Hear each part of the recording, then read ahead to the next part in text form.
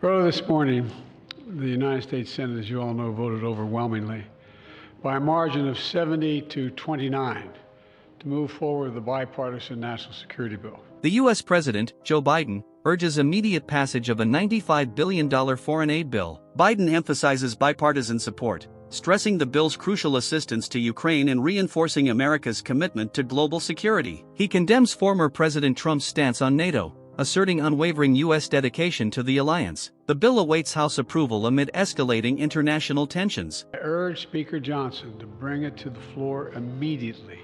Immediately. There's no question that the Senate bill was put on the floor in the House of Representatives, it would pass. It would pass. And the Speaker knows that. So I call on the Speaker to let the full House speak its mind and not allow a minority of most extreme voices in the House to block this bill even from being voted on. Even from being voted on. This is a critical act for the House to move. It needs to move. The bill provides urgent funding for Ukraine so it can keep defending itself against Putin's vicious, vicious onslaught. We've all seen the terrible stories in recent weeks. Ukrainian soldiers out of artillery shells, Ukrainian units rationing rounds of ammunition to defend themselves, Ukrainian families worried that the next Russian strike will permanently plunge them into darkness or worse. This bipartisan bill sends a clear message to Ukrainians and to our partners and to our allies around the world. America can be trusted. America can be relied upon. And America stands up for freedom. We stand strong for our allies. We never bow down to anyone, and certainly not to Vladimir Putin. So let's get on with this. Remember, the United States pulled together a coalition of nearly 50 nations to support Ukraine. We unified NATO, expanded it. We can't walk away now. That's what Putin's betting on. He just flatly said that. Supporting this bill is standing up to Putin. Opposing it is playing into Putin's hands. As I've said before, the stakes in this fight extend far beyond Ukraine. If we don't stop Putin's appetite for power and control in Ukraine, he won't limit himself just to Ukraine. And the cost for America and our allies and partners is going to rise. For Republicans in Congress who think they can oppose funding for Ukraine and not be held accountable, history is watching. History is watching. History is watching. Failure to support Ukraine at this critical moment will never be forgotten. I want to be clear about something, because I know it's important to the American people. While this bill sends military equipment to Ukraine, it spends the money right here in the United States of America. Places like Arizona, where the Patriot missiles are built, in Alabama, where the Javelin missiles are built, in Pennsylvania, Ohio, and Texas, where artillery shells are made. And the way it works is we supply Ukraine with military equipment from our stockpiles, and then we spend our money replenishing those stockpiles so our military has access to them. Stockpiles that are made right here in America by American workers.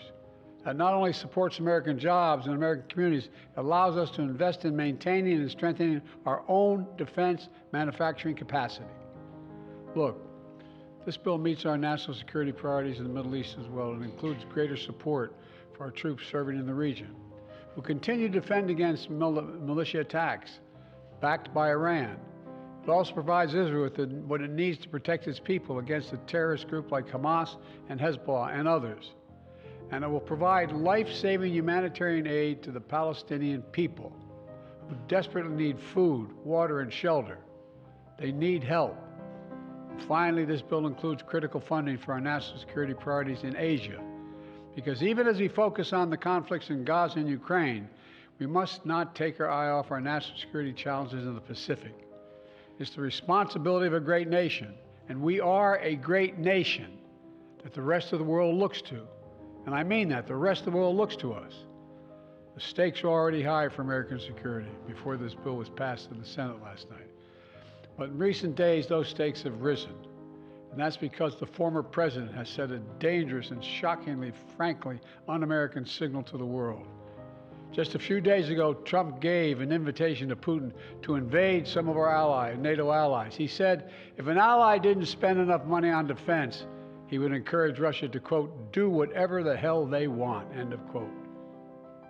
Can you imagine a former president of the United States saying that? The whole world heard it. The worst thing is he means it. No other president in our history has ever bowed down to a Russian dictator. Well, let me say this as clearly as I can. I never will. For God's sake, it's dumb, it's shameful, it's dangerous, it's un-American. When America gives us word, it means something. When we make a commitment, we keep it. And NATO is a sacred commitment. Donald Trump looks at this as if it's a burden. When he looks at NATO, he doesn't see the alliance that protects America and the world. He sees a protection racket. He doesn't understand that NATO is built on the fundamental principles of freedom, security, and national sovereignty. Because for Trump, principles never matter. Everything is transactional. He doesn't understand that the sacred commitment we've given works for us as well. In fact, I would remind Trump and all those who would walk away from NATO, Article 5 has only been invoked once, just once in our NATO history, and it was done to stand with America after we were attacked on 9/11. We should never forget it. You know, our adversaries have long sought to create cracks in the alliance. The greatest hope of all those who wish America harm is for NATO to fall apart. And you can be sure that they all cheered when they heard Donald Trump and heard what he said. I know this, I will not walk away. I can't imagine any other president walking away. For as long as I'm president, if Putin attacks a NATO ally, the United States will defend every inch of NATO territory. Let me close with this. You've heard me say this before. Our nation stands at an inflection point in history, where the decisions we make now are going to determine the course of our future for decades to come. This is one of those moments. And I say to the House members, House Republicans, you got to decide. Are you going to stand up for freedom? Or are you going to side with terror and tyranny? You're going to stand with Ukraine? You're going to stand with Putin? Will we stand with America or with Trump? Republicans and Democrats in the Senate came together to send a message of unity to the world. It's time for the House Republicans to do the same thing, to pass this bill immediately, to stand for decency, stand for democracy, to stand up to a so-called leader hell-bent on weakening American security. And I mean it sincerely. History is watching. History is watching. In moments like this, we have to remember who we are. We're the United States of America. The world is looking to us. There's nothing beyond our capacity when we act together. In this case, acting together includes acting with our NATO allies. God bless you all. May God protect our speakers, and I promise I'll come back and answer questions later. Thank you.